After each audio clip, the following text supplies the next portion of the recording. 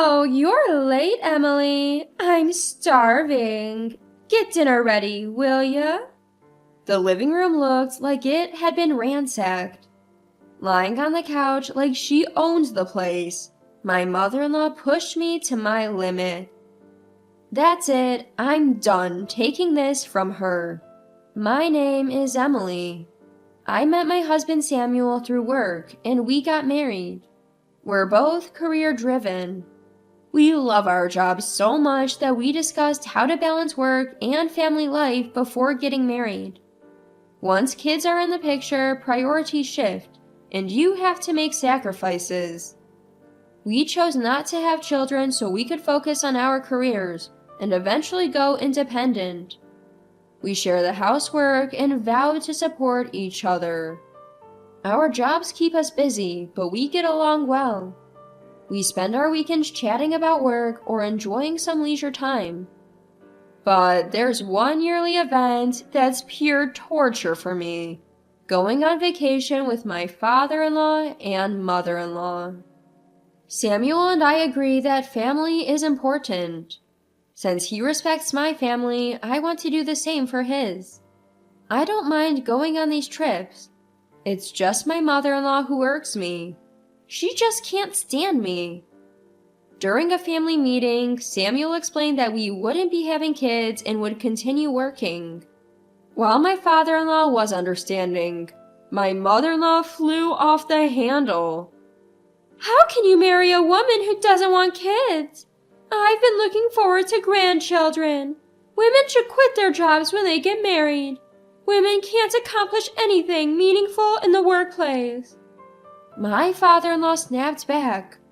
Well, maybe you never accomplished much, but Emily has a promising career. This led to a heated argument between them. Samuel had to step in to break it up, exasperated. Ever since that terrible family meeting, my mother-in-law and I had been on bad terms. The day of the trip had arrived. Feeling downcast, I headed to the meeting spot where I'd see my father-in-law and mother-in-law. Samuel turned to me. Hey, it's alright if you don't want to do this, you know?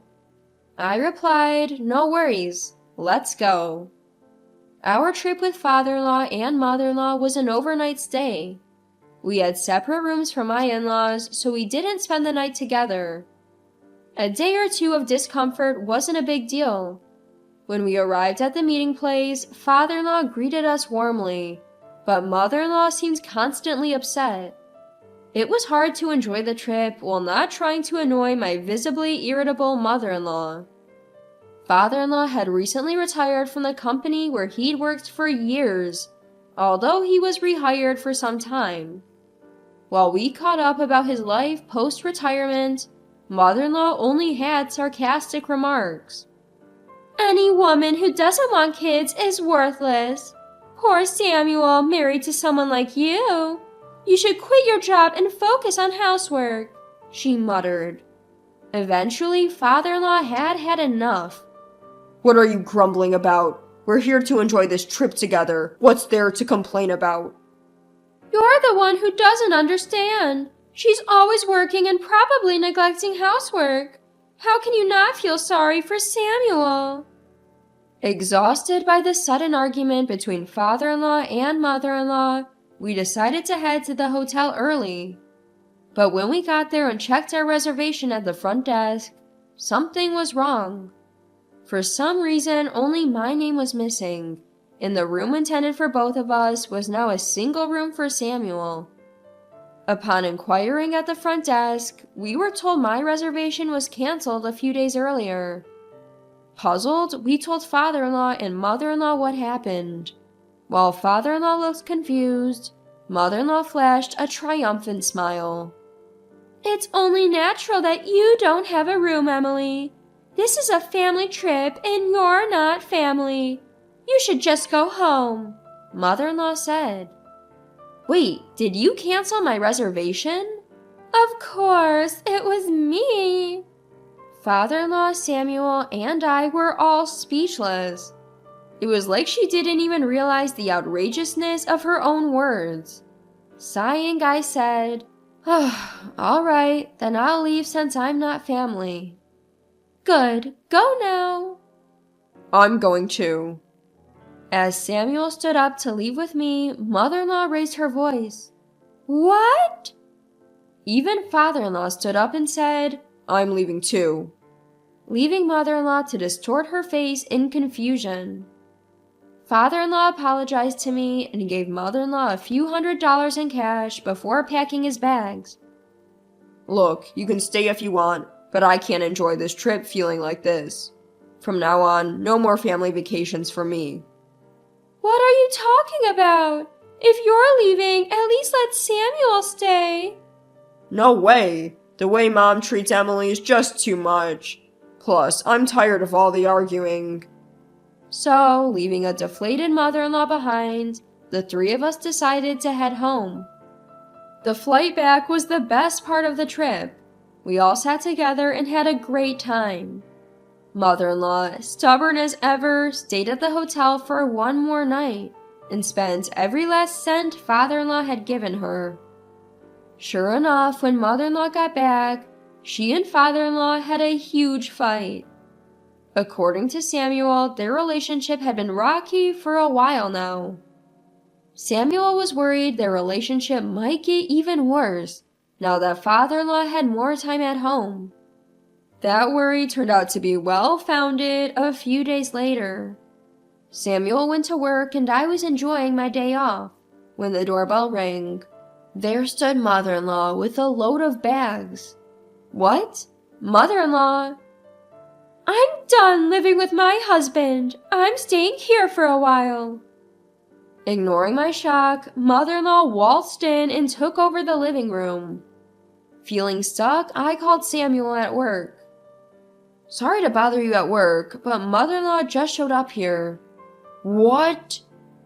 Upon hearing my report, Samuel was shocked and tried to call his father, but it seemed like his dad didn't answer the phone. I tried to ask mother-in-law what happened between her and father-in-law and suggested they should talk, but she just ignored me. Meanwhile, mother-in-law lounged on our sofa as if she owned the place. Ugh, what a filthy house. It's all because you work, Emily. Being under the same roof with you is unbearable. Samuel really needs to divorce you soon, she muttered incessantly. I was resigned to her comments, going about my life as usual. She, however, never stopped badgering me. Samuel came home early that day to persuade his mother to leave, but she wouldn't budge. In the end, we couldn't reach father-in-law and were forced to live with mother-in-law until we could. The next day, Samuel and I had to work, leaving mother-in-law behind. Just quit your job already, she said, but I ignored her. When I got home that evening, it looked like a burglar had been through the place. Wow, you're late. Emily, I'm hungry, so get dinner started. Mother-in-law said, lying on the sofa like a couch potato. What happened here? Oh, this mess? Must be because you don't clean. No, that's not the point. Why is everything dumped out of the drawers? You didn't prepare lunch, did you? I was looking for something to eat. I didn't understand how looking for food led her to rummaging through my drawers. I voiced my confusion, but mother-in-law just ignored me. Realizing that my credit card was missing, my heart sank. Just as I suspected, my mother-in-law had probably stolen it. As I was contemplating how to bring up the issue, Samuel walked through the door. Seeing the state of the house, he immediately started arguing with his mother. I pulled Samuel aside and whispered that my credit card was missing. Rubbing his temples, he sighed. Give me a break. Look, we can't let her get away with this. She needs to face the consequences. If you say so, leave it to me. Samuel agreed, and so we resolved to make mother-in-law pay for her actions. A few days later, Samuel finally got through to his father, who had been unresponsive because he was traveling with a friend and didn't have his phone.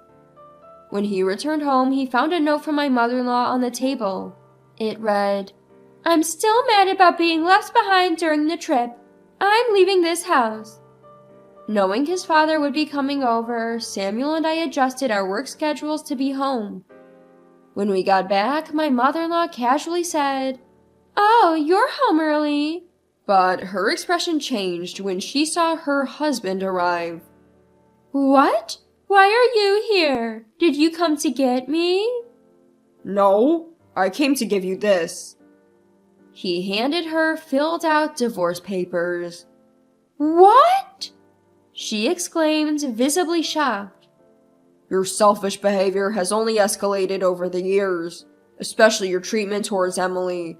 Why can't you accept the woman your son chose? I've reached my limit. I want a divorce. He calmly stated. "Fine, let's get a divorce. I have Samuel, so I don't need you. Emily, bring me a pen. You're so useless." Although annoyed, I handed her a pen as quickly as I could to get her to sign. Once I confirmed that there were no errors in the signed divorce papers, I addressed my irritated mother-in-law.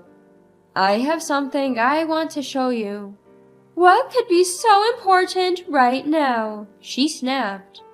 I opened my laptop in front of her. On the screen was a video of her shopping.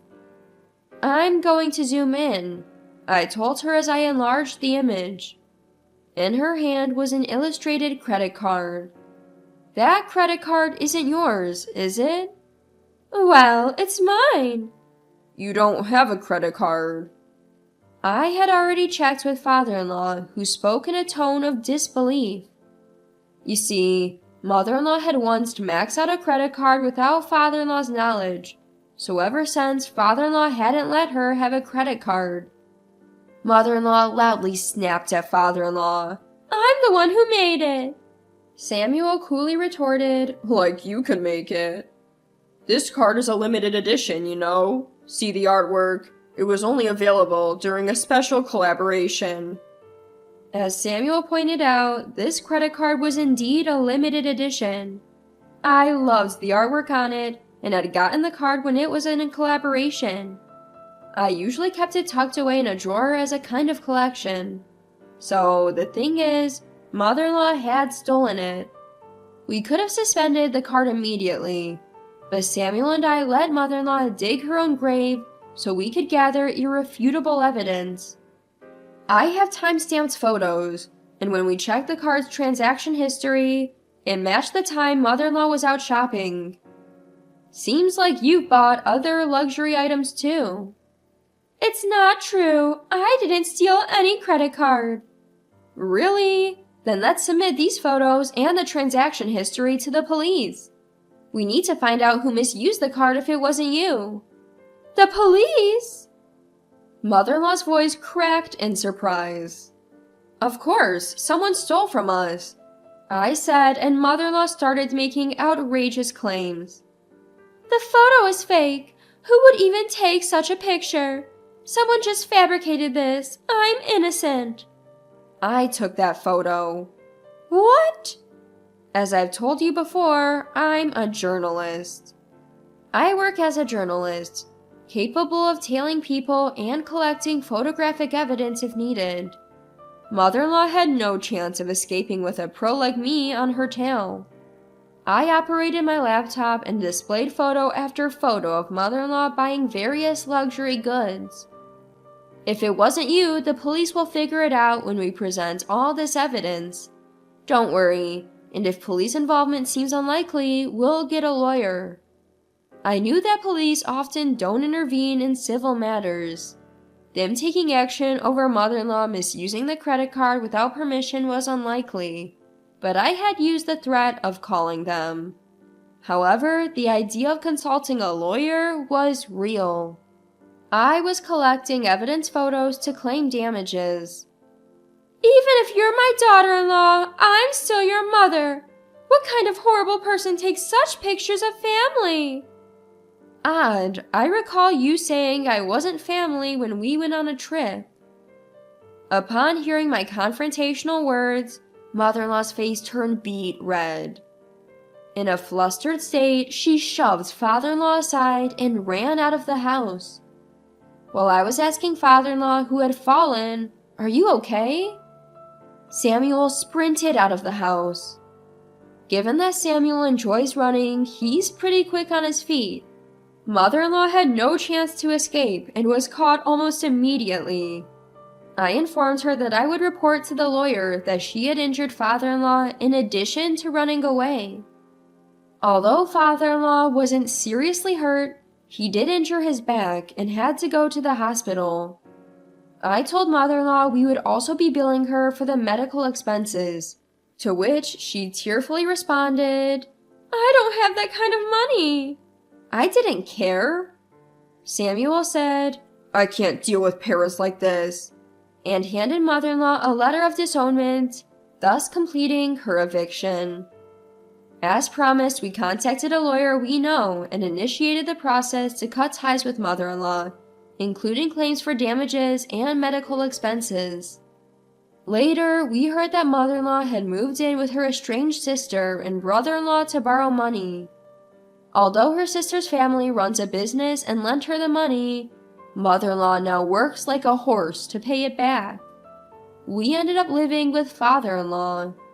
It wasn't a big deal, but we were concerned about leaving father-in-law alone with his sore back.